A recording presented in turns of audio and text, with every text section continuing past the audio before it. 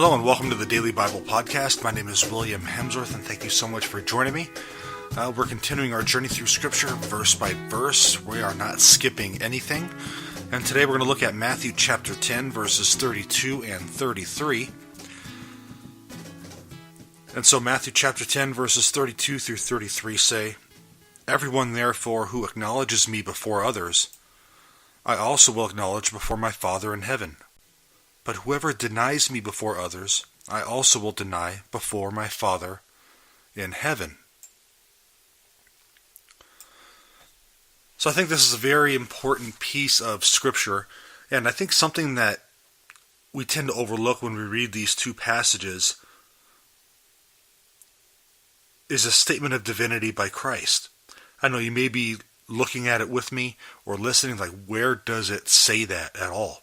Are you reading into the text? No, I'm not. I'm not at all. You see,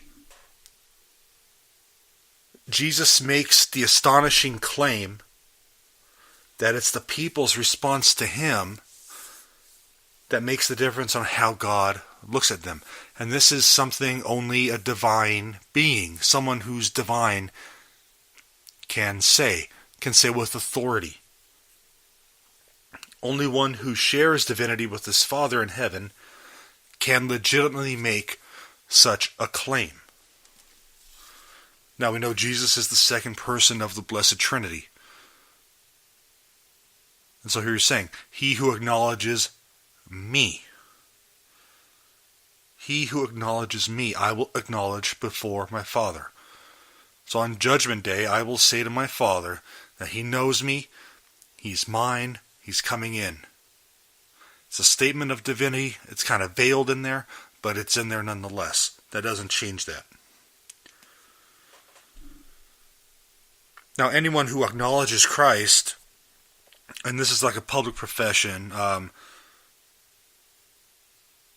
will be acknowledged by Christ in heaven. I know I just said that. Now, kind of remember the context and where Jesus is saying this. Back in chapter 10, verse 16, Jesus is sending his disciples out to the children of Israel to evangelize, to preach the gospel, that Jesus is the Messiah, etc.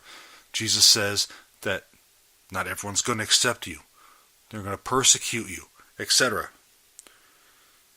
This is exactly what happens. Jesus' followers would face, especially later on, after in the early church in this, late first century, in the second century, the followers of Christ, the early church, the early Christians, would lose property, jobs, their families, and even their lives for being Christians. But how many of them? I think of St. Perpetua, St. Polycarp, just to name a couple, who stood their ground, refused to deny Christ, and they lost their lives for it. But because of their sacrifice, the church grew. Because people around them now saw that this Christian thing is the real deal. So let's kind of look to them for that example today. I think that's a great example. Genuine discipleship always involves acknowledging Christ, even in the hardest of circumstances. In the face of pressure and persecution. So let's remember that today. It doesn't mean we have to stand on the street corner screaming and yelling. But let's live it with our lives. Let's not be afraid to talk about Jesus, especially if it comes up and someone asks us what we believe. You know what? They're asking us what we believe. Let's go for it. God bless you guys. Thank you for joining me on this edition of the Daily Bible Podcast. As always, if you have any questions, comments, prayer requests, please feel free to email me at hopewithin18@gmail.com. Other than that, have a fantastic day, and God bless you all.